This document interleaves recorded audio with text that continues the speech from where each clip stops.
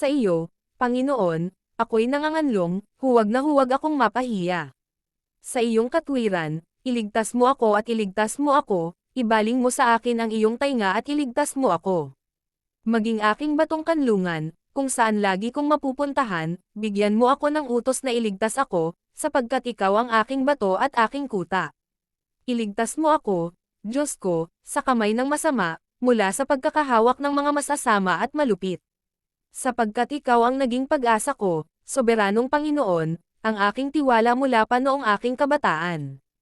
Mula sa pagsilang ay umasa ako sa iyo, inilabas mo ako sa sinapupunan ng aking ina. Kahit kailan ay pupurihin kita. Ako ay naging tanda sa marami, ikaw ang aking matibay na kanlungan. Ang aking bibig ay puno ng papuri sa iyo, ipinahahayag ang iyong karangyaan sa buong araw. Huwag mo akong itapon pagka ako'y matanda na, huwag mo akong pababayaan kapag naubos na ang lakas ko. Sapagkat ang aking mga kaaway ay nagsasalita laban sa akin, magkasabwat ang mga naghihintay na patayin ako.